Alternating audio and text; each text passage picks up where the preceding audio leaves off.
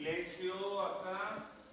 5, 4, 3, 2, cámara. Bueno, buenas noches a nuestro público que se parece como televisivo, ¿no? Público televisivo. Pero sobre todo agradezco a nuestro invitado, el secretario de la, me permite, gloriosa sesión 9 democrática, el profesor Francisco Bravo.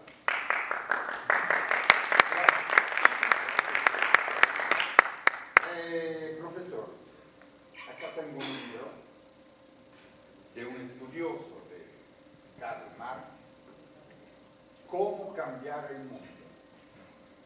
¿Cómo se dedicó este escritor? Porque hoy como que se habla, no se habla de Marx, está como olvidadizo, ¿no? Cierto, creo que los grandes capitalistas, el capitalismo, ha intentado que Marx se olvide. Sin embargo, bueno, puede no decirse el nombre de Marx, pero la obra, el pensamiento, las análisis también, los análisis, las ideas están presentes y están mucho más, diría yo, que en otras épocas, sobre todo en estas épocas de crisis fuerte, donde la población no tiene que comer, donde en un país como el nuestro se incrementaron 20 millones de pobres.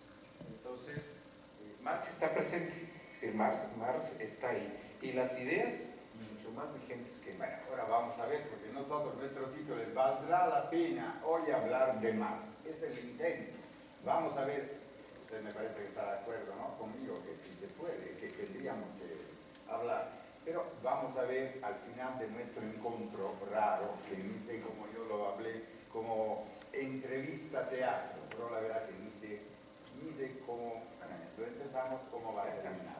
Pero bueno, a nuestro público, que alguna vez me ha conocido como director de teatro, se va a preguntar, dice, oye, ¿qué está haciendo ahora ahí en entrevista? Le voy a explicar cómo salió. Bueno, pero ¿es necesario ser comunista para hablar de Marx? Ecco, ya empezamos. No, la verdad, yo creo, así que no. Pero, como se lo digo yo, vale lo que vale. Sabe que pienso que mejor se lo diga una persona más importante que yo. Gracias. A Carlos Marx. No serás comunista, ¿verdad? Hay que ser comunista para leer a Carlos Marx. Rupert, una respuesta razonable. Si no eres comunista, ¿qué eres entonces? Nada. Nada. Cualquier forma de gobierno me fastidia. Pero alguien debe de gobernar. No me gusta la palabra gobernar. Bueno, si no te gusta la palabra gobernar, digamos mandar. El mando en el gobierno significa poder político y el poder político es la forma más directa de oprimir al pueblo. Charlie Chaplin ya lo había, no se necesita ser comunista. No, yo diría que se necesita ser hombre, un ser humano. Puede ser que lo diga exageradamente, pero tendría que sí hablar de más. Ahora le explico cómo nació todo esto. Yo estaba trabajando en Italia como periodista y me mandó una mail un amigo actor mexicano, joven, maduro. ¿No? Digo, quiero montar una obra sobre Marx. Yo le voy a decir, no, le dije, ¿sabes qué? No es que es llamativo, decimos así, ¿no? El nombre. Shakespeare llama más. Aquí tenemos el técnico. ¿Quiere grabar? Entonces aprieta el botoncito y graba.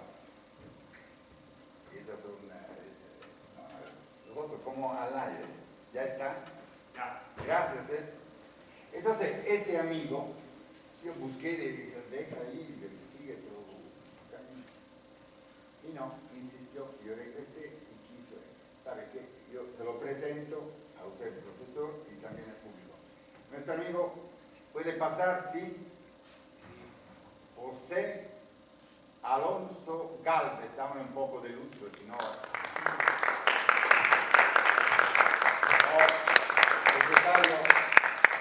Secretario, ¿qué tal? Como yo me imagino que es de izquierda. No, sí.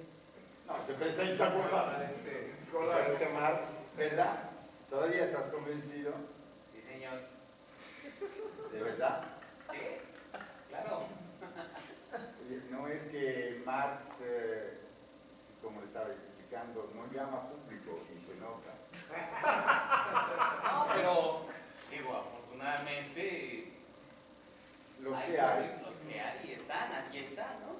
visto salas más vacías. Pero qué bueno que me da gusto que están ustedes aquí.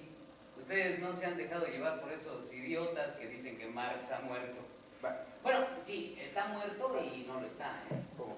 A ver, ¿qué? Sí, digo que Marx, como Marx, está muerto. Pero Marx, como personaje que yo voy a interpretar, no lo está. Ah, interesante, como diría Pirandello, Marx en búsqueda de un actor, usted, para revivir, interesante. Sí, bueno, entonces, Marx está muerto y no lo está. ¿Está? No lo está. ¿Está? No lo está. Una probadita de dialéctica. Provocador, secretario. La dialéctica, en filosofía, en política, todavía existe. Claro, claro que existe. ¿Quieren saber cómo llegué aquí? Sí, sí, sí. Metrobús. queremos saber. El Metrobús, línea 4. Me te acaban de inaugurar. Exacto. Bueno, la verdad es que no esperaba llegar aquí. Yo quería volver a Londres, que es donde vivía, en el barrio de Soho. Pero hubo una... Galvez, veo que ya está en el proceso de identificación actor-personaje. Stanislavski me consideró que... Pero hubo una confusión burocrática y me destinaron a Soho, sí, pero de Nueva York. Se equivocaron otra vez y me encuentro aquí en este... ¿Cómo le llaman a ustedes a su barrio bravo? Tepito. Centro histórico. Tepito. ¿Tepito? Bueno, habrá más que un barrio difícil, ¿verdad? Sí, sí, sí. Martín Carrera. Que será producto del capitalismo. ¿Quieren saber por qué regresé? Sí, sí, sí, queremos saber. Gracias. Para reivindicar mi nombre. He estado leyendo sus periódicos. Todos proclaman que mis ideas están muertas. No me extraña, porque eso vienen diciendo desde hace más de 100 años. ¿Ustedes no se han preguntado por qué se necesita declararme muerto tantas veces? Bueno, esta es una pregunta que luego haremos a nuestro secretario. Pero ya, no aguanto más. Es por eso que pedí permiso para volver. Y sí, me dieron permiso. A ver, ¿cómo pediste permiso? Pues sí. ¿A quién? Pues ¿cómo a quién? Si estoy muerto, a él, adiós. Y no se crean que fue tan fácil que me lo diera, ¿eh? No, allá también hay que observar reglas. La burocracia. Puedes leer, mirar hacia abajo, hacia este mundo, pero no viajar. Por supuesto, protesté. Para variar. Pero me apoyaron. Sócrates, la vida sin viajar no vale la pena vivir, se les dijo. Gandhi ayunó. La madre Jones amenazó con organizar una huelga. Mark Twain salió en mi defensa. Buda soltó un om. ¿Y los demás? ¿Qué hicieron los demás? Nada, se quedaron callados, Dios, en esta situación. Ya muertos, ¿qué tenían que perder? Max, ¿no es que su reputación, digo... Bueno, sí, tengo reputación de conflictivo, peleonero, neurótico, un hijo de la chingada, si quiere. Pero incluso allá la protesta funciona, ¿eh? Me dijeron, está bien, tienes una hora más o menos para hablar de lo que quieras, pero por favor, nada de manifestaciones. Es que ellos creen en la libertad de expresión, dentro de ciertos límites, ¿eh? Son liberales, como ustedes. Así es que pueden difundirlo. Marx ha vuelto. Pero no se vayan a espantar, ¿eh? Por una hora más o menos, nada más. Y además quiero que les quede bien claro, yo, Marx, no soy marxista. Una vez se lo dije a Pieper y él casi se vuelve loco. Les hablaré de Pieper más adelante. Más adelante. Secretario, nos dejó con una buena... Claro. Marx dijo, no es marxista. ¿Y esto? Es una curiosa visión que es general, hay intelectuales que hoy toman este camino. Pero y Marx lo dijo, la verdad que lo dijo casi al final de su vida. Eso no quiero decir nada, pero ¿verdad? No, yo creo que Marx era marxista. Si no lo decimos así, es como decir que yo no soy sindicalista. Algo así. Yo pienso que en este sentido hemos usado demasiado, o la palabra marxismo se ha usado demasiado, porque muchas veces en una forma equivocada. muchas veces, tanto es que hay algo dramático por todo el mundo de la izquierda, que se desunen, muchas veces se dividen. Hay una interpretación del marxismo, ¿no? Como que la palabra de Marx tienen un valor interpretable en diferentes posiciones. Y eso a veces no es bueno. Pero también tenemos la otra parte, la parte donde precisamente en torno a Marx, es decir, muchos coincidimos. Es decir, también es un referente de unidad, también es un referente de unión. Y bueno, es un asunto a veces tan complejo, es decir, el pensar, el interpretar la realidad es tan complejo a veces que efectivamente pues puede existir una corriente, puede existir otra, pero hay líneas en las que todos coincidimos. Ahora, eso acá se usa muchísimo, acá digo, en el mundo, hablar de izquierda, ¿no? Me imagino que también en México hay. Claro. Sí, hay izquierda. Pero hay izquierda. Eso es lo que iba a decir. Eso es lo que iba a decir. El asunto es que pensamos a veces aquí que hablar de izquierda significa hablar de la izquierda, o la que se dice izquierda electoral. Y eso no es cierto. Es decir, la izquierda está en otro lado, que tiene que ver con las luchas sociales en todas y cada uno de los estados del país, que tiene que ver e incluso con las luchas desde luego sindicales, que tiene que ver con las luchas campesinas, con las luchas de los colonos, y muchos de nosotros como referentes, como organizaciones, no estamos metidos en una organización electoral. Es decir, no hablamos, solo que en el lenguaje que el capital, que los medios de comunicación imponen, es la izquierda es la electoral. Solamente eso existe. Pero y eso es falso. Eso no es cierto. Además, no es una contradicción que en un sistema capitalista, Cierto. donde vivimos, ¿no?, se hable de izquierda y eso dando una equivocación en un momento dado, ¿no? Porque la izquierda, como era entendida, marxista, sería no capitalista. No electoral.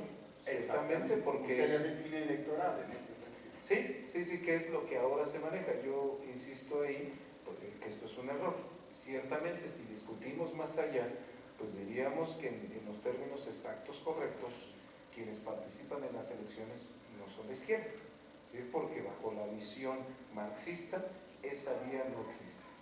Hoy es un enfrentamiento entre un neoliberalismo, como se define, ¿no?, y aquí viene el punto, capitalismo más humano, lo llaman, ¿verdad? La veo que está sonriendo. Capitalismo social, dicen otros, ¿no? Marx lo había dicho, hay 20.000 tretas para que precisamente la gente del capital, es decir, pues esconda sus verdaderas intenciones, trate de confundir, utilice algún lenguaje que efectivamente haga parecer que el capitalismo tiene algo de social, tiene algo de humano, y nosotros decimos, bueno, los siglos, o todos estos siglos que han pasado, nos han demostrado que han devastado a la humanidad. Ve cómo es complicada la vida y ahora tengo que interrumpirlo porque afortunadamente yo me dedico más al teatro. Pero mezclo, ¿no?, las cartas porque el teatro, ¿qué es el teatro? Marx amaba el teatro, ¿sí? Lo amaba. El teatro tiene la fuerza, todo. Claro. Sí, es... Perdón, secretario. Aquí veo. Vivíamos en Londres. Vamos. Jenny, las niñas y yo. Más 2 perros, 3 gatos y 2 pájaros. Vivíamos. Sobrevivíamos en Londres, más bien. En un minúsculo departamento de Dean Street, allá donde salen las aguas negras de la ciudad, en el barrio del Soho. Me habían expulsado. A mí me habían expulsado de Londres porque había hecho cosas peligrosas. Dirigí un periódico, la Gaceta Renana, no particularmente revolucionaria, pero supongo que lo más revolucionario que puede uno hacer es decir la verdad. En Renania, los pobres recogían leña para calentarse en las propiedades de los ricos, que es donde la había, y la policía los arrestaba. Por eso escribí un editorial protestando. Me censuraron el periódico Entonces escribí otro editorial denunciando que en Alemania no había libertad de prensa. Y sí, me dieron la razón. Cerraron el periódico. Ahí sí nos volvimos radicales. ¿No pasa así? Te empujan, te empujan, te empujan. El último número de la Gaceta Renana salió con un enorme encabezado en letras rojas. Rebelión. Eso sí les molestó a las autoridades y me ordenaron salir de Renania. Así que me fui a París. ¿A dónde más podría ir un exiliado? ¿En qué otro lugar del mundo puedes sentarte toda la noche en un café y contar mentiras sobre lo revolucionario que eras en tu país? Si alguno de ustedes tiene que exiliarse, lo mejor es París, ¿eh? Jenny consiguió un minúsculo departamento en el barrio latino. París fue nuestra luna de miel. Fueron unos meses maravillosos. Hasta que la policía alemana dio el chivatazo a la policía de París.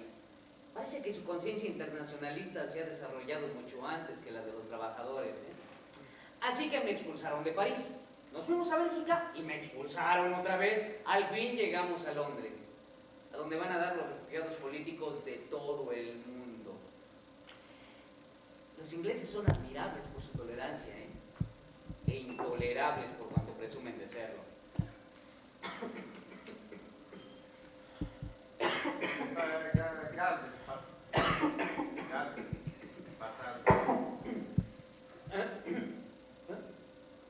No, nada, perdón. Es que los médicos me dijeron que la tos se me quitaría en unos 15 días. Eso fue en 1858. Questo è un inizio, no? Noi vediamo la cosa che mi colpisce, lo che mi llama la atención, como en la época de Marx había tantos pensadores. Y en esta época, No, creo que esa es parte, o los que han existido. Yo decía hace un momento, el asunto de no querer hablar de Marx tiene una razón al mismo tiempo simple y compleja, digo yo. Es muy simple en el sentido que Marx, el pensamiento marxista y todo lo que de ahí se deriva, es lo que une, es la identidad de millones de seres en todo el mundo. O sea, sigue siendo, y lo era desde luego, lo fue, lo es, lo sigue siendo una amenaza real para el capitalismo. ¿Sí? Existe, pues.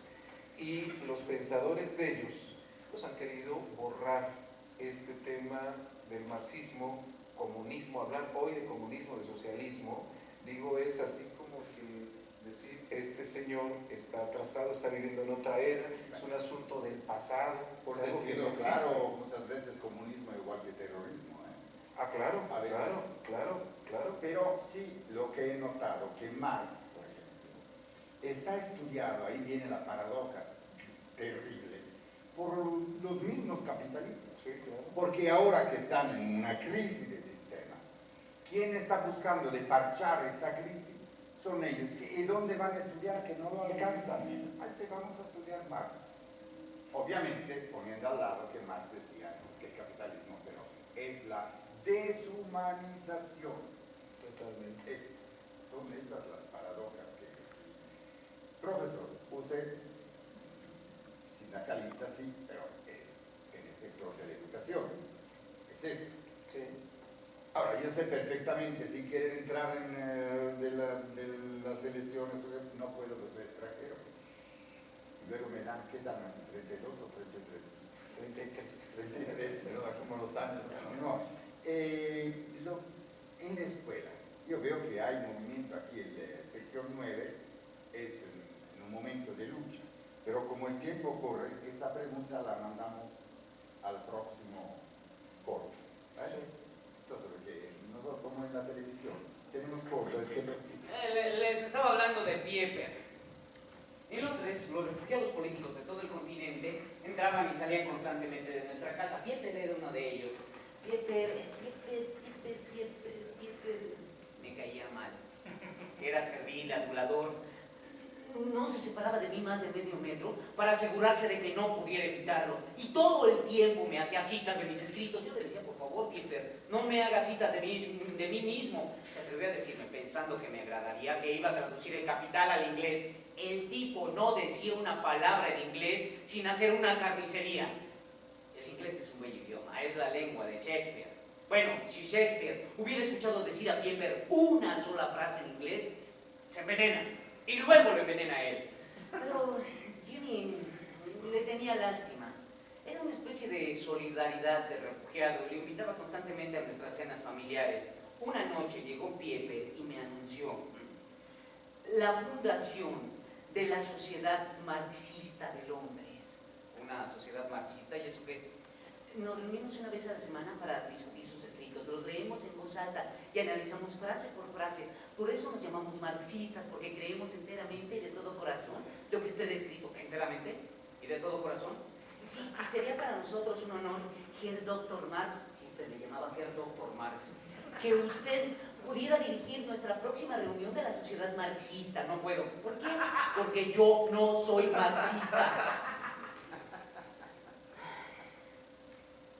No era su mal inglés lo que me molestaba, era el mío tampoco era perfecto, era su forma de pensar, como un satélite dando vueltas alrededor de mis palabras y proyectándolas al mundo, pero distorsionadas. Y además defendía esa distorsión como un fanático, denunciando a todos aquellos que no las interpretaran igual que él. Una vez le dije a Jenny, ¿sabes lo que más me asusta? Que la revolución de los trabajadores no llegue nunca. No, que la revolución sí va a llegar, pero encabezada por hombres como Pieper, aduladores cuando no están en el poder, soberbios y arrogantes cuando lo tienen, dogmáticos. Hablarán ellos en lugar del proletariado, interpretando mis ideas para el mundo.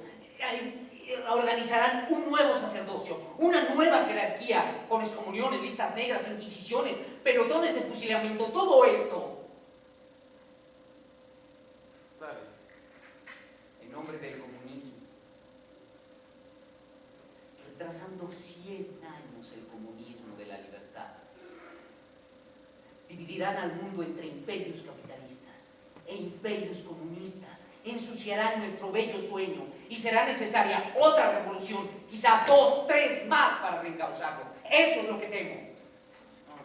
No iba a dejar que el imbécil de Pieper tradujera mi capital a su inglés. Representaba 15 años de mi trabajo en las condiciones de vida del Soho. No iba a dejar, no iba a permitir eso. Profesor, estamos hablando de la escuela. Sí. Usted trabaja en eso. Claro. Como sindicalistas en este momento están en una temporada de lucha. Sí. Además, la gloriosa sección 9 democrática, aquí donde estamos, es ocupada desde 4 años, ¿verdad? Hace 4 años, sí. ¿Por qué la ocuparon? Bueno, quiero comentarles primero que como Coordinadora Nacional de Trabajadores de Educación, que es ahí donde nos aglutinamos todos los que somos de izquierda, aquí hay que verlo, todos los que somos de izquierda estamos en la Coordinadora Nacional de Trabajadores de Educación, que se fundó en 1979. Siempre al interior del sindicato nacional. Cierto, no somos un sindicato paralelo del centro, no, somos una corriente de opinión. Que no está de acuerdo con la línea. Claro, con la línea oficialista ¿Quién que es ha la seguido. jefa? Ahora el Esther Gordillo. Ah. Pero digo, siempre hemos tenido ahí caciques. Y no están de acuerdo con la. Claro, no estamos de acuerdo con ella. Entonces, No, porque leía afuera que dicen fuera. fuera el Esther Gordillo, desde luego que sí.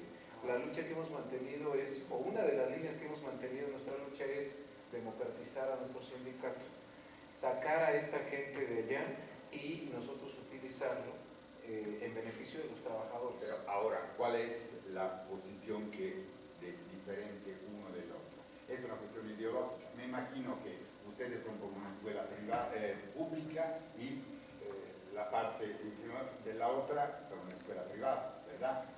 Pero hablaba un poco también de la parte sindical. Uh-huh. Lo que pasa es que concebir los sindicatos, obviamente todo el mundo sabe que los sindicatos en México, la gran mayoría, son sindicatos corporativizados, controlados, son una simulación que no sirve Porque el para sindicato defender. no es para los trabajadores. Bueno, paradójicamente, en México no existe eso. ¿Sí? Los sindicatos han estado siempre controlados, los líderes, que aquí les llamamos chavos, siempre han trabajado para beneficiarse ellos mismos y a su grupo. Obviamente con el aval de los gobiernos respectivos, con los gobiernos... y los trabajadores Bueno, ese es el problema. La Coordinadora Nacional de Trabajadores de la Educación surge precisamente para defender, estoy hablando de la parte sindical, ahorita hablo de la parte educativa, de la parte sindical, surge la Coordinadora Nacional precisamente para defender a los trabajadores, porque el sindicato oficialista, el CENTE, su cúpula, ¿sí?, no lo estaba haciendo. ¿Sí?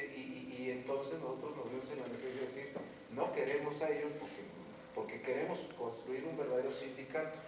Hoy tenemos la capacidad de movernos en tierras sientes, así lo demostramos, en movilizaciones en alrededor de 23, 24 estados de la República, de los 32, incluyendo el Distrito Federal, que existen, y que nos hemos movilizado en algunas ocasiones hasta con 400,000 gentes. ¿Cuántos socios diferentes tiene la sección 9, por ejemplo? La sección 9 tiene 58,000 afiliados aquí en el Distrito Yo Federal. quisiera hacer una pregunta que puede ser que la molesta un poco. No. Por ejemplo, usted ahora me está diciendo cuáles son sus posiciones. Póngase, no le digo de ponerse en el hábito de la señora Esther Gordillo, porque me imagino que usted no quiere. Pero lo reflexione, porque ahora me van a dar un corte, lo reflexione bien. Quisiera saber en qué se diferencia ella de usted. Ah, claro, ¿No? ya desde la... Entonces ahora, como aquí veo que nosotros no tenemos cortes publicitarios, ¿qué será más? Sí, porque no tenemos dinero, pero tenemos cortes culturales, llamamos, teatrales. Vamos.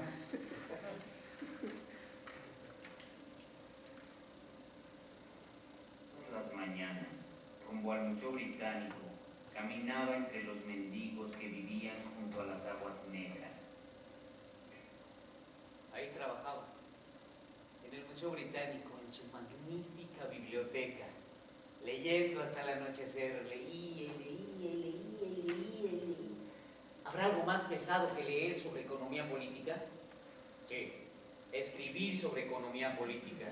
Después me volvía a mi casa atravesando las calles oscuras, escuchando a los vendedores pregonar sus mercancías y a los veteranos de la guerra de Crimea, unos ciegos, otros sin piernas, suplicar por un penique. ¿Se pueden imaginar las calles de Londres en 1858? Jovencitas intentando vender unos panecillos por unos cuantos peniques. El organillero con su mono, las prostitutas, los magos, los tragafuegos, los de las gaitas escocesas, los violinistas. Y siempre una pobre chica cantando una balada irlandesa.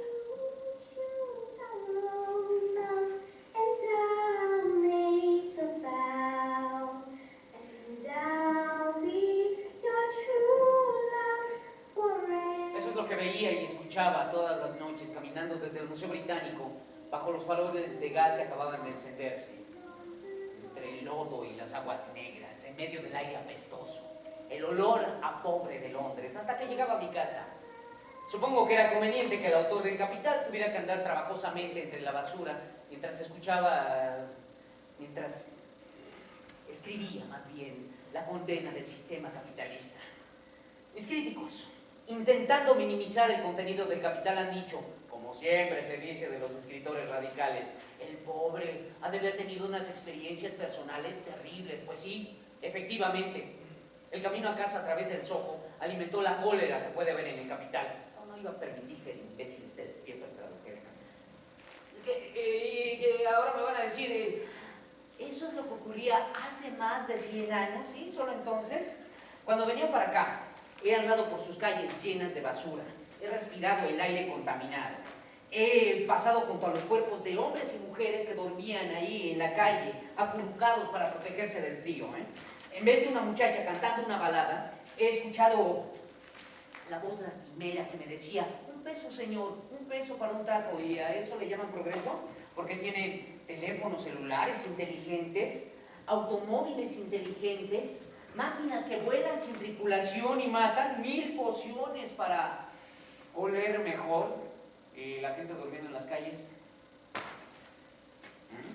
Aquí tienen un informe oficial, El Producto Interno Bruto de los Estados Unidos es decir, la riqueza que se ha generado en el último año, fue de $14,000 millones. Muy impresionante, pero díganme una cosa, ¿dónde están estos miles de millones? ¿A quién han beneficiado? Menos de 500 individuos controlan billones de dólares en actividad financiera. ¿Estas personas son acaso más nobles? han trabajado más duro, son más útiles a la sociedad que la madre que cría 3 hijos pequeños sin dinero para calentarse en el invierno. Ya, la desigualdad y la miseria han existido desde siempre, son inevitables. Hay quienes tienden a subir y hay quienes suben a tender. Ah, le parece muy gracioso, ¿eh?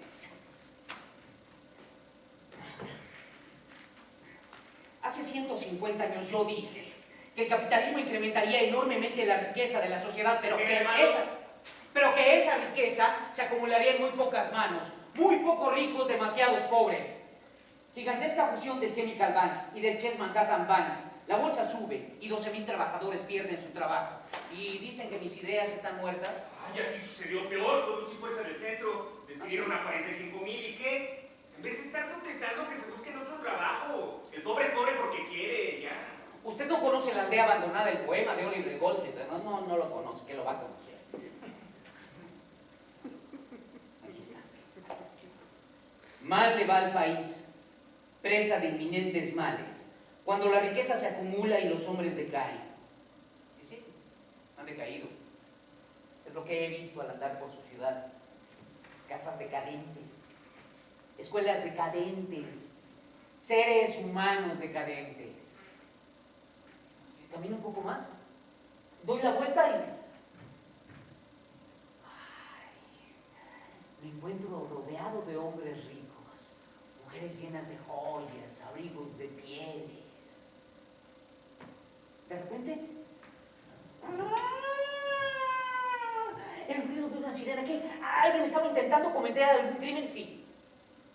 Alguien estaba intentando robar los abrigos de pieles y las joyas. ¿Lo ve? Ya no puedo tener seguras ni sus cositas. O también podríamos decirlo de otra manera, ¿eh? Alguien estaba intentando recuperar una parte del Producto Interno Bruto, quitándosela a los que lo habían robado legalmente. Los seres humanos reducidos a mercancía, su vida condicionada al dinero, maravilla del sistema de mercado, felicidades. A los de arriba no les gusta mucho cómo hablo, ¿eh? Claro, no les gusta.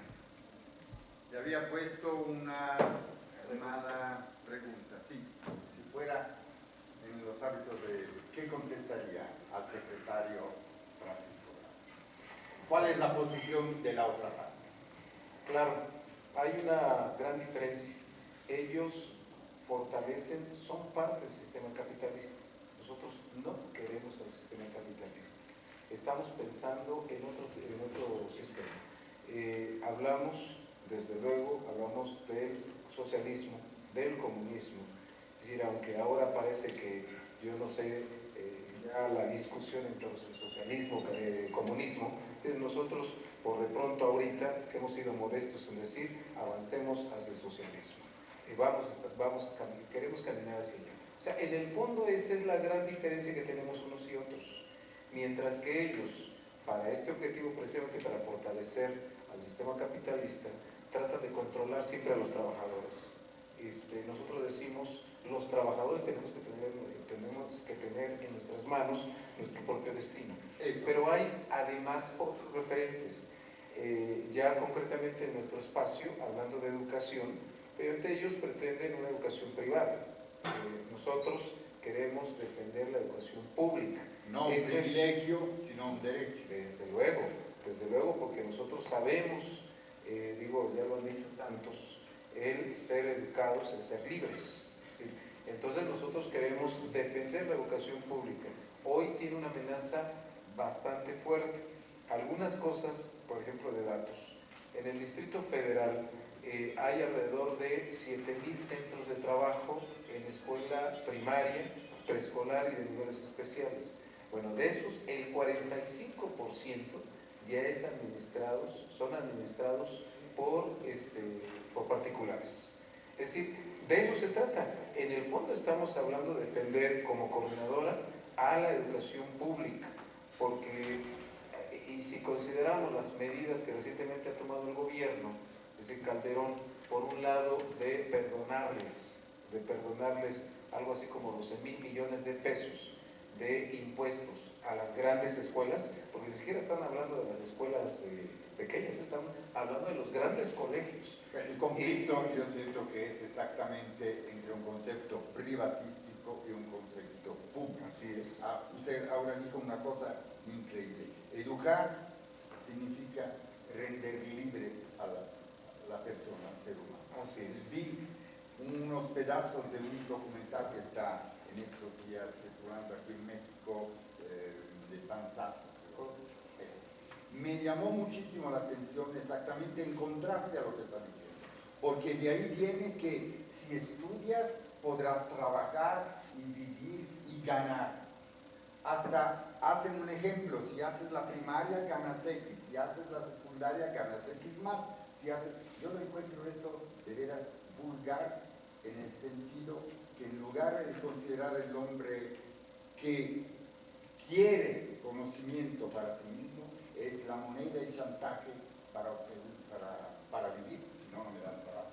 Sí. A mí me llaman al corte otra vez. Está bien.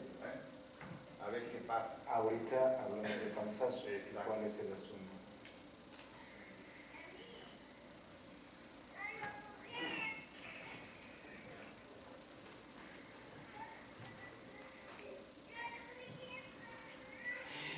En ese pequeño departamento del Soho.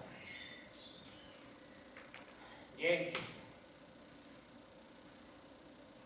nos hacía sopa de cebolla y nos cocía papas.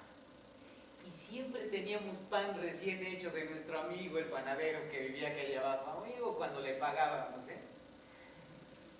Nos sentábamos a la mesa, comíamos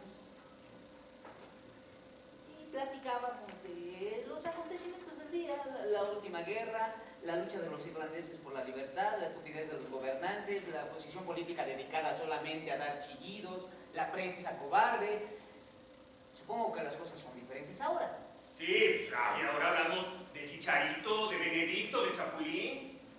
Después de cenar limpiábamos la mesa y yo me ponía a trabajar con mis cigarros a la mano y mis libros, mi vaso de cerveza más bien, a un lado. Y Jenny, sí, trabajaba hasta las 3 o 4 de la madrugada. Con mis libros afilados a un lado, los informes parlamentarios al otro. Y Jenny sentada al otro lado de la mesa, transcribiendo. Mi letra era imposible, así es que ella tenía que reescribir cada una de mis palabras. ¿Se imaginan ustedes un acto más heroico? De vez en cuando había una crisis. No una crisis mundial, luego un libro había desaparecido. Un día eché de menos mi Ricardo. Jenny, ¿dónde está mi Ricardo? ¿Quieres decir los principios de economía política de David Ricardo?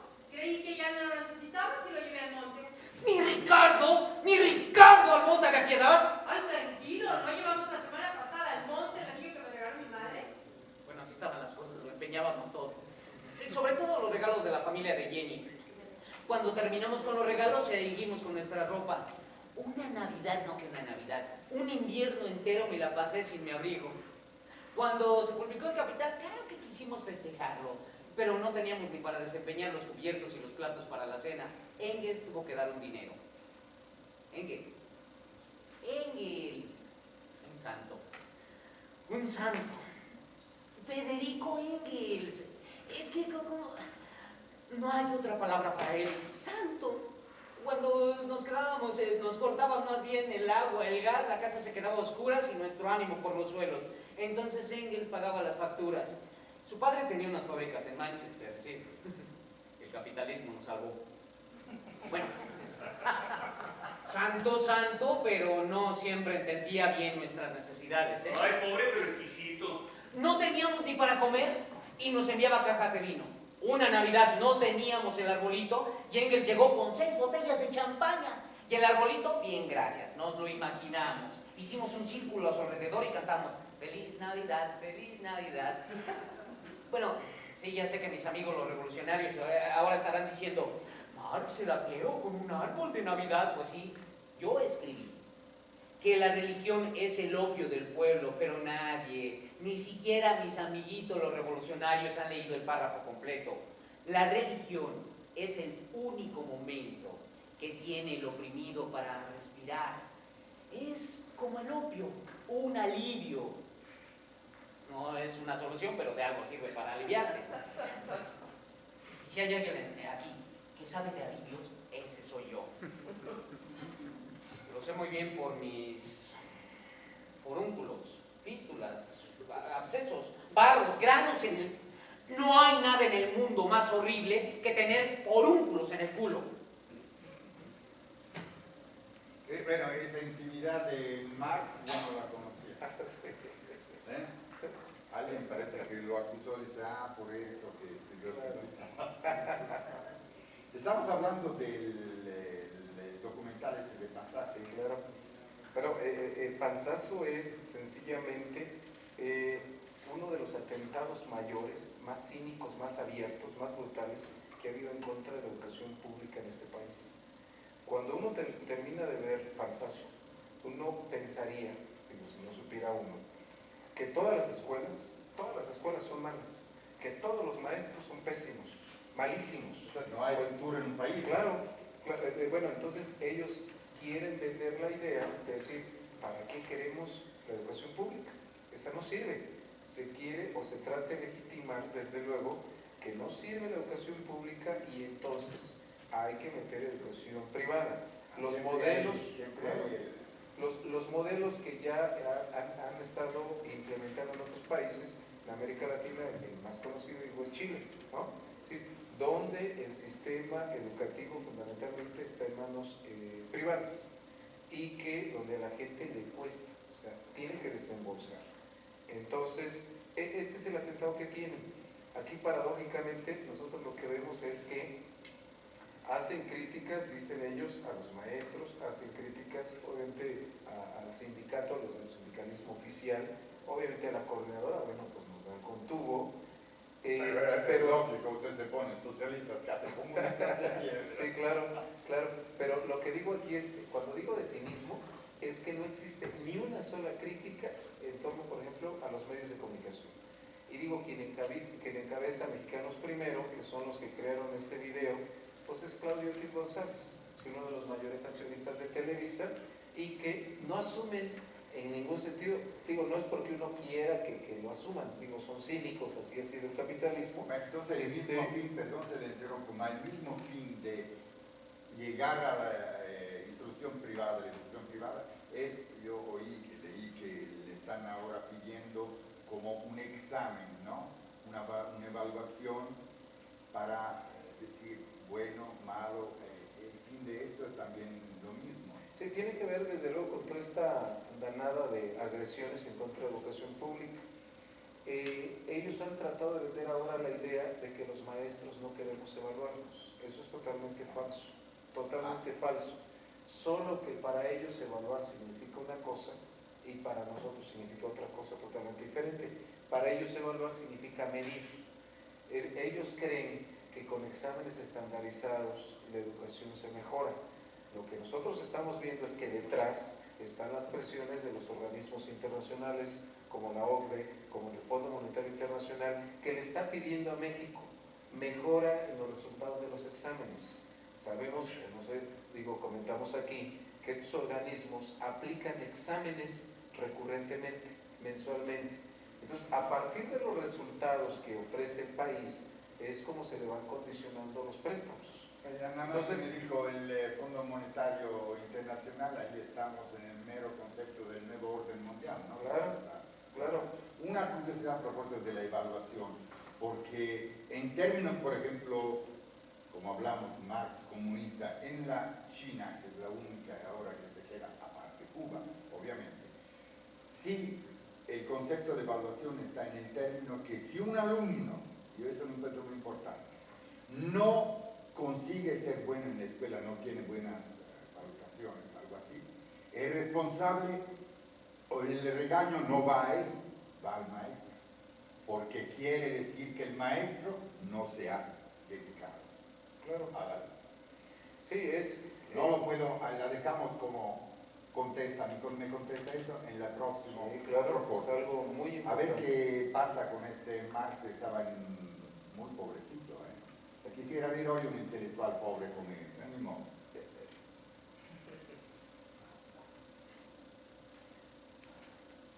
Bien, no sé cómo le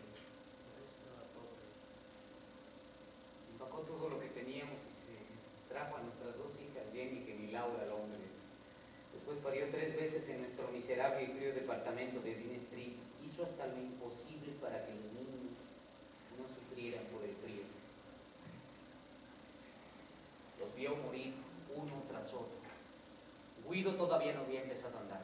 Francesca tenía 1 año. Tuve que pedir prestadas 3 libras para su ataúd. Mosh vivió 8 años. La noche en que murió, todos dormimos alrededor de su cuerpo en el piso hasta el amanecer. Cuando nació Eleonor,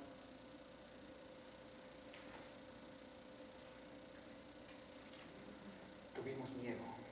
Pero ella era muy fuerte. Fue bueno que tuviera 2 hermanas mayores porque ellas habían logrado sobrevivir. Laura, Jennifer nació en París. París es maravilloso para los enamorados, pero no para los niños. Es algo que hay en su aire. Laura, nuestra segunda hija, nació en Bruselas. Nadie debería de nacer en Bruselas. No teníamos dinero. Nada de dinero. ¿Sí? Todos los domingos nos íbamos a comer al campo, 1:30 caminando. Jenny, las niñas, yo, Lengen. Laura de solo de Lengen. Hacía una ternera al horno. Y llevábamos té, pan, queso, cerveza. Eleonor era la más joven, pero ya bebía cerveza, ¿eh? Nada de dinero. Pero a mis hijas no podían faltarle sus vacaciones. Una vez me gasté el dinero de la renta para mandarlas a la costa atlántica francesa. En otra ocasión, con el dinero de la comida, les compré un piano forte, porque a las niñas les gustaba la música. Se supone que un padre no debería de tener consentidos entre sus hijos, pero es que Eleonor... Yo solía decirle a Jenny, Eleonor es una niña rara. ¿Qué esperabas? ¿Que los hijos de Marx sean normales? Eleonor era la más chiquita, pero era la más brillante. ¿Se imaginan una revolucionaria de 8 años? Es la edad que ella tenía en 1863. Polonia se había rebelado en contra de la dominación rusa y entonces Tusi, así le decíamos a Eleonor Tusi, escribió una carta a Engels hablándole de esos valientes camaradas polacos, como ella les llamaba. A los 9 años, en 1864, le envió una carta a los Estados Unidos a la atención del presidente Lincoln, dándole consejos de cómo ganar la guerra a los confederados. También fumaba. Y bebía vino. Todavía era una niña, vestía sus muñecas mientras se tomaba un vaso de vino. A los 10 años ya jugaba ajedrez conmigo y no era fácil ganarle, ¿eh? A los 15 se enfureció de repente contra la ley que ordenaba descansar en el Día del Señor. No se permitía ninguna actividad el domingo y entonces Tusi organizó la noche del domingo para el pueblo en el Salón San Martín. Trajo músicos de todas partes que interpretaban a Händel, Mozart, Beethoven. Todo el local estaba repleto, 2000 personas. Era ilegal y nadie fue arrestado. Así es que, ¿entendieron? Si tienen que violar la ley, háganlo junto a 2000 personas. Y por favor, a Mozart.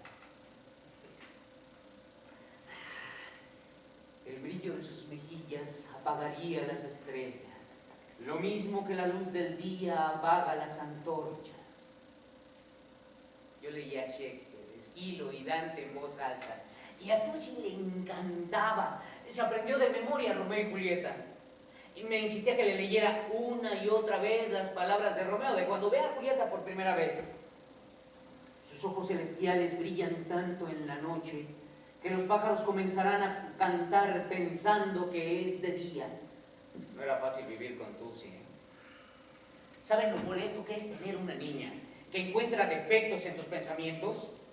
Discutía conmigo sobre mis escritos. Por ejemplo, mi ensayo sobre la cuestión judía no es fácil de entenderlo, yo lo admito. Bueno, pues Eleonor lo leyó e inmediatamente me desafió.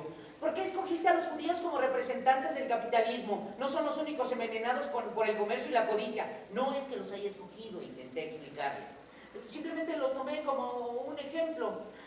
Su respuesta: se puso una estrella judía en el pecho y me anunció: yo también soy judía. ¿Qué podía decirle? Me encogí de hombros. Ese gesto es muy judío, me dice. Uy, llegaba a ser realmente insoportable. Por ejemplo, sabía que mi padre se había convertido al cristianismo. No era muy fácil ni incómodo ser judío en Alemania, si es que ha habido algún lugar cómodo para ser judío. A mí me habían bautizado a los 8 años y esto a Tusi le intrigaba. Una vez me pregunta, me dice, Moro, a mí me decían Moro por mi piel un poco más oscura. Moro, sé que estás bautizado, ¿sí? Pero antes fuiste circuncidado, ¿no? ¡Uy! Nada le daba pena. Por ejemplo, una vez junto a su estrella judía se puso un crucifijo, no por el cristianismo, sino en nombre de los rebeldes irlandeses que luchaban en contra de Inglaterra. Conoció la lucha irlandesa por Lizzie Bond. Lizzie, la mujer de Engels. Lizzie era una obrera, apenas sabía leer. Engels, el santo, hablaba 9 idiomas. ¿Piensan ustedes que tenían dificultades para entenderse? No, simplemente se querían. Lizzie era activista del movimiento irlandés. A Tusi le encantaba ir a visitarla. Las dos se sentaban en el suelo, tomaban vino y cantaban canciones irlandesas hasta quedarse dormidas. As on covered and out on the ground, far behind that Hubo una noche terrible. La noche en que el gobierno inglés colgó a 2 jóvenes irlandeses, justo ahí, en el Soho, en medio de una multitud de borrachos exaltados. Esos ingleses tan educados, con su té a las 5 y sus ahorcamientos públicos. Ya sé que ahora no cuelgan a la gente, se limitan a inyectarles veneno en las venas, suministrarles gas letal o quemarlos con electricidad. Sí, es más civilizado. Colgaron a esos jóvenes irlandeses por desear la libertad de su tierra. Eleanor no dejaba de llorar. Yo le dije, Tusi, no puedes involucrarte tan profundamente en los horrores del mundo. Solo tienes 15 años. Esa es la cuestión, Moro. No tengo 12 ni 13. Tengo 15 años. the black flag was hoisted, their cruel deed was over. Estaba hablando dramática, la situación Más. ¿verdad? Lo dije así como no existe más hoy intelectuales a nivel de Marx o sin llegar a nivel de Marx, pobres que viven en situaciones como esta. Si no van en televisión ni intelectuales son, ¿verdad? Los intelectuales orgánicos, diría Gramsci. Ahora, regresando a lo que me estaba diciendo, ¿no? O que le estaba diciendo, cómo en la escuela, por ejemplo, en China, la evaluación es importante en el sentido que el maestro es el responsable de la educación del niño. Eso es algo que tiene como base, ¿no? Ustedes también. Sí, lo que pasa es que, pero los contextos, es decir, de cómo se habla, son totalmente diferentes. Porque aquí lo que decimos es, vuelvo a insistir, la concepción de evaluación, la concepción de educación misma, obviamente es totalmente diferente. Para ellos, evaluación significa medir. Para ellos, educar significa contextualizarlos o contextualizarlo dentro de los valores del mercado. ¿Esto qué quiere decir? Pues que tenemos que enseñarles a los muchachos a memorizar, tenemos que enseñarles a los muchachos a contestar exámenes, tenemos que enseñar a los muchachos a mover máquinas. No y nosotros decimos, no, nosotros tenemos o queremos educar conforme a los valores humanos. ¿Sí? La educación tiene que ser humanística y este concepto cada vez está más alejado, está siendo cada vez más atacada por los capitalistas, ¿no? ¿Sí? De eso se trata, porque además, ya lo mencionabas, ¿sí? El capitalismo tiende a deshumanizar, a destruir las Ellos características humanas. quieren fabricar nuevas hombres para la fábrica, ¿no? Claro, de eso hablamos. Por eso decimos que este asunto de tratar de imponernos esta evaluación quiere decir que no permitan que opinemos. Lo que ahora decimos nosotros, no es que no queramos evaluarnos, nosotros queremos opinar cómo queremos que se evalúe. y estamos planteando una educación integral, una evaluación integral igualmente, que contemple diferentes aspectos, ¿sí? Ese es el pleito que ahora traemos. Las movilizaciones últimas que hemos realizado es por esto, porque ya no queremos que ellos digan así se va a hacer, si nosotros queremos decir así queremos que se haga. Y obviamente en el choque de intereses, en el choque de concepciones, es donde está el medio del asunto. Y sobre todo en el choque, quien paga son los jóvenes. Ese es el drama. Ah, hablando de los jóvenes, mi hija tenía 15 años, era una niña y se enamoraba de cualquier joven bello, impetuoso que viniera a visitarnos. Podría hacer una lista. El honor tanto fue inteligente en política cuanto bobita en asuntos de amor. Estaba loca por el héroe de la Comuna de París, el tal Lizagaray, que tenía, ¿cuántos años tenía? 33. 33 y la niña tenía... 16. 16 para 30, casi 20 años de diferencia. Era una niña. Bueno, por lo menos era este cuate, era francés. Porque luego estaba el galán de su hermana Jenny, que era inglés. ¿Alguien ha probado la comida inglesa? No digo más. Y luego estaba la para. Sus demostraciones públicas de ardor, era el novio de Laura. Sus demostraciones públicas de ardor eran absurdas. Le ponía la mano en el trasero enfrente de todos, la torteaba como si fuera la cosa más natural del mundo, y Jenny lo defendía. Son sus orígenes criollos, su familia vino a Francia desde Cuba. Como si todos en Cuba se anduvieran torteando. No sé si ya lo pregunté.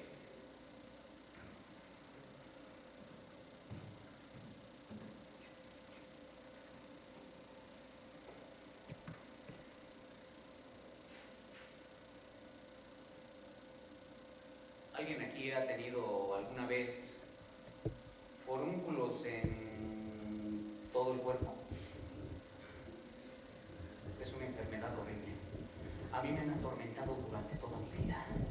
Algunos imbéciles han intentado analizarme por esta enfermedad. Marx está enfadado con el sistema capitalista porque tiene forúnculos imbéciles. ¿Y los revolucionarios que no tienen forúnculos qué? Ah, pero siempre le han de encontrar algo, ¿eh? A uno que le pegaba a su padre, a otro que su madre lo amamantó hasta los 10 años, al de más allá nunca le enseñaron a usar la vacinica o jamás le cambiaron el pañal. ¿Y a usted cómo le va? ¿Usted es normal? Como si tuviéramos que ser anormales para rebelarnos en contra de la explotación. Le encuentran cualquier explicación excepto la más obvia. Que el capitalismo, por su propia naturaleza, por estar en contra del espíritu humano, alimenta la rebelión. Hace unos cuantos años, y lo leí en sus periódicos, no está. En Carolina del Norte, los dueños de una fábrica a sus trabajadoras las tenían encerradas en sus criaderos de pollos para explotarlas más. Hubo un incendio y murieron 25 mujeres atrapadas. Eso no pasa aquí, ¿verdad? Bueno, sí, hace poco unas trabajadoras de Coppel también murieron atrapadas, o los mineros que quedaron atrapados, pero es que los trabajadores deberían tener más precaución. Ah, ¿ya eso le llaman ustedes capitalismo más humano? ¿De veras se lo creen? Debería darles vergüenza. Sí, puede ser que mi rabia sea provocada por mis forúnculos. Y si así fuera, ¿qué? ¿Ya intentaron trabajar sentados, con forúnculos en el culo? Y por favor no me hablen de los médicos, que ellos saben de esto mucho menos que yo. Mucho menos, porque los forúnculos son míos. No podía ni dormir. Hasta que descubrí algo milagroso. El agua. Sí, así de simple. Agua. Bien, baños empapados en agua caliente. Bueno, tibia. Jenny me los aplicaba pacientemente una hora tras otra. Se despertaba en medio de la noche cuando yo me quejaba por el dolor y me aplicaba mis baños calientes. Bueno, a veces cuando Jenny no estaba, lo hacía Lengen. Ya les hablaré les había dicho, ¿no? Les voy a hablar de ella más adelante. No coman ansias. Luego. Los jóvenes, nos hemos dejado. Leí algo dramático en su periódico aquí.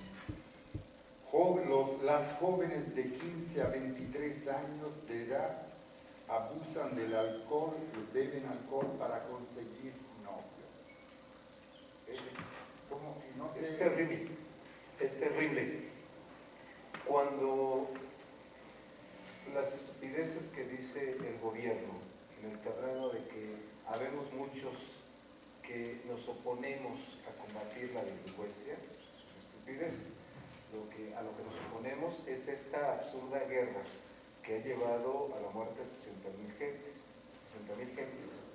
Pero además, haciendo énfasis en que las causas del repunte de la delincuencia no se están combatiendo. Como decía Marx, se tiene que quitarle las razones. ¿Por qué? Pues si tú no le das posibilidad. Claro. Ayer escuchaba que descubrieron una banda, y digo, ya ahora es el pan de cada día, donde hay 7 menores de edad, 13 y 14 años, que se dedican a matar, secuestrar, matar. Que eso es lo que tenemos en el país. Digo a propósito de los jóvenes, y digo también que el asunto es que en nuestro país no se están combatiendo las causas que alimentan la delincuencia en el país. ¿Sí? Si vamos, por ejemplo, a las estadísticas de los que ingresan y de los que son rechazados en preparatorias, en vocacionales, en educación media y en educación superior, es terrorífico el número. ¿Qué les queda a estos muchachos?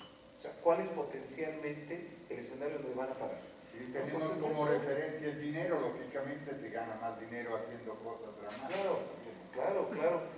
Mencionaba que a propósito de estos jóvenes, algunos de ellos ganaban 15,000, 20,000 pesos, ¿no? Y además tenían pistola. Es decir, era esto.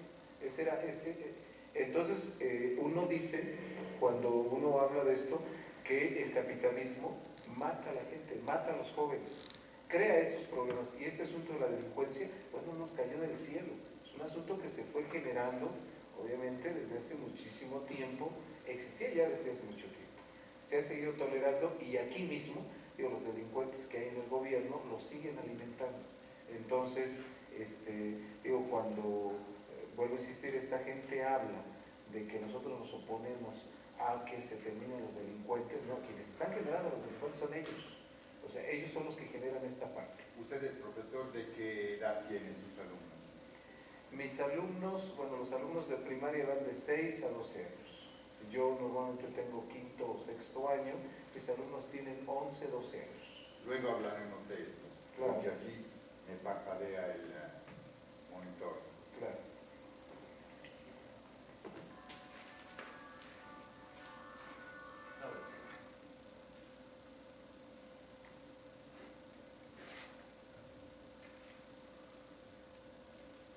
Sí, vivíamos en el barrio del Soho, en absoluta pobreza, y a la madre de Jenny, mi suegra, ¿qué se le ocurre?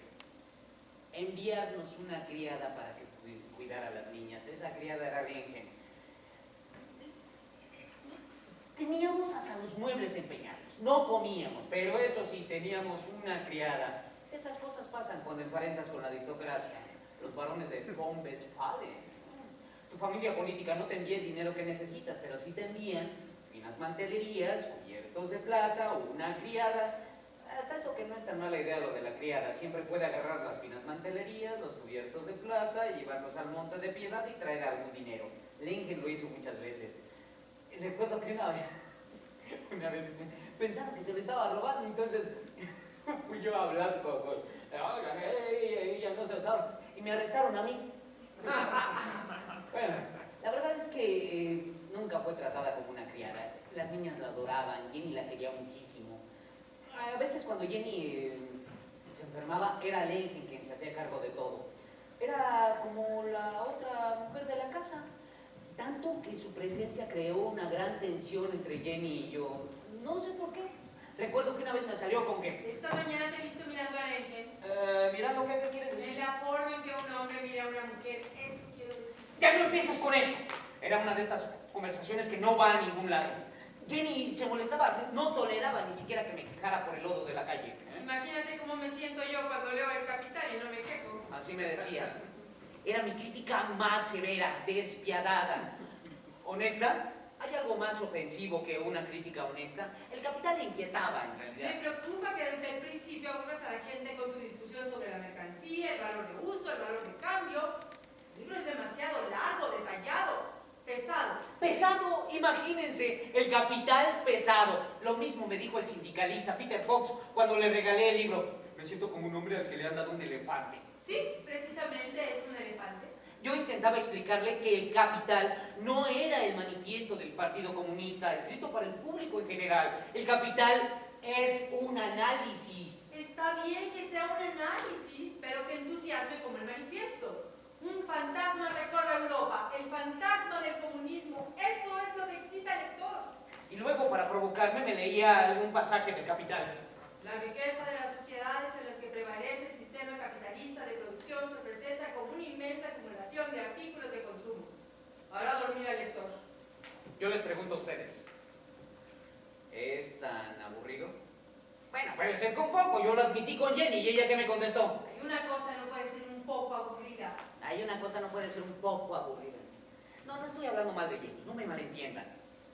Ella consideraba el Capital, solo que le parecía un análisis demasiado complejo, no para cualquiera.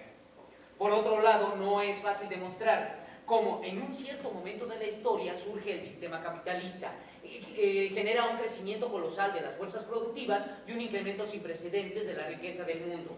Luego, esta misma riqueza, por las propias características, será distribuida de tan mala forma que destruirá la humanidad, tanto de los trabajadores como de los propios capitalistas. Y finalmente, el capitalismo cavará su propia tumba para dar paso a un sistema más humano. No es fácil demostrar esto. No es fácil demostrar esto. Estamos llegando a la gente que queremos llegar. ¿Sabes por qué los censores han permitido que se publique tu libro? ¿Por qué? Porque como ellos no lo entienden, suponen que nadie más lo va a hacer. Le dije que el Capital, el Capital había recibido muchas críticas bastante favorables. Pues sí, porque la mayoría las hizo Engels. Le dije que quizá estaba siendo tan crítica con mi trabajo porque no eres feliz conmigo. Ustedes los hombres no pueden creer que su trabajo merezca críticas y entonces todos se lo toman como algo personal. Jenny estaba pasando por un mal momento. Supongo que yo era el responsable, pero no sabía cómo aliviar su angustia. Entiéndanme. Pónganse en mi lugar. Cuando Jenny y yo nos enamoramos, yo tenía 17 años y ella 21. Era maravillosa con su cabello castaño, sus ojos verdes y su familia. Por alguna razón les gusté. Eran aristócratas, los varones de von Westphalen. Los aristócratas se dejan impresionar muy fácilmente con los intelectuales. El padre de Jenny y yo teníamos largas discusiones sobre filosofía griega. Yo había hecho mi tesis doctoral sobre la diferencia de la filosofía de la naturaleza en Demócrito y Epicuro. Fue ahí que empecé a darme cuenta de que hasta ese momento los filósofos únicamente habían interpretado el mundo. El problema era cómo cambiarlo. Cuando me expulsaron de Alemania, Jenny me siguió a París. Allí nos enamoramos y nos casamos, tuvimos a Jenny, a Laura. Vivíamos felices, sin nada, reuniéndonos en el café con los amigos. Ellos también vivían sin nada. Éramos pura chusma. Bakunin, el descomunal y peludo anarquista. Engels, el santo ateo. Heine, el hermoso poeta. Stirner, el inadaptado total. Y Proudhon, que decía, la propiedad es un robo, pero yo quiero un poco. Me hubiera gustado que conocieran a Jenny. Es que ella creía en mis ideas. Ella creía en mis ideas, solo que quería que describiera la teoría de la plusvalía de forma que la pudieran entender los trabajadores comunes y corrientes. Nadie puede entenderla sin entender antes la teoría del valor del trabajo. A ver. Vamos a ver. Muy atentos. La fuerza de trabajo es la única posesión del trabajador, ¿sí? Y tiene que venderla como mercancía para procurarse su subsistencia diaria, ¿sí? ¿Cuánto vale esta mercancía, esta fuerza de trabajo, según el capitalismo. A ver, ¿cuánto vale? 60 pesos diarios. Lo mínimo indispensable que necesite el trabajador o cualquier persona en el mundo para sobrevivir un solo día. ¿Los demás no lo han entendido? Pues hasta los de la jornada lo entendieron. En México, con 10 minutos de trabajo, 10 minutos, 10 minutos de trabajo de un obrero se paga su salario. El resto de horas laboradas es la ganancia de la empresa y del gobierno patrón. Este es el principio de la plusvalía. Dilo más directo, que tu patrón te da un sueldo muy bajo, apenas para que tú puedas sobrevivir y seguir trabajando. Pero con lo que él te paga, él gana muchísimo más, entonces él se hace cada vez más y más y más rico, mientras que tú permaneces pobre. ¿Te gustó la explicación de la plusvalía? Me dejó más impresionado de lo que ya estaba. 10 minutos son para el salario. ¿Y lo demás? Se lo queda el patrón. Los dueños de los medios No de parece comunicación. dramático que nosotros seguimos no entendiendo esto. Sí, claro, muy, muy dramático. Lo que yo me pregunto, es posible, como yo tengo hijos, no es que hablo mal de nadie, las personas que se sienten bien con este sistema, ¿quién puede ser? ¿Solo los ricos? Sí. Bueno, en México hemos tenido un problema, pues ya diríamos histórico, en términos de pensar, y estoy hablando de la izquierda, del movimiento social. El movimiento social tenemos un problema severo en términos de que siempre tenemos que saldar primero las diferencias para podernos unir y no al revés, no cuáles son las coincidencias para poder avanzar. ¿Sí? Ha habido un error ahí histórico. ¿Sí? Nosotros teniendo, problemas como los tenemos ahora, estoy hablando de que alrededor de 60 millones de mexicanos viven en la pobreza o vivimos. Y de estos 20 en extrema pobreza, que quiere decir sobrevivir con 15 pesos diarios, con un dólar, con eso, es decir, teniendo condiciones como estas, ciertamente a todos nos parece increíble que no hayamos podido avanzar en la formulación de un movimiento tal que pudiera efectivamente presentarse como oponente real a la clase dominante en este país. Algo que leí hace poco tiempo y que me dejó al igual de los 10 minutos, que el 20% de los ricos, cuidado, produce un producto interno bruto que es el 60%. El 20% de los pobres el 3%. ¿Eso qué me quiere decir? ¿Que quieren eliminarlos? Claro. Para el sistema capitalista, toda la gente somos prescindibles. Ese es el asunto. Es decir, los humanos somos prescindibles, mientras obviamente cubran la parte que necesitan. A propósito de esto que mencionas, ¿sí? Aquí en México tenemos una polarización tal que, groseramente se habla que tenemos a los hombres más ricos del mundo, Slim, pero al mismo tiempo tenemos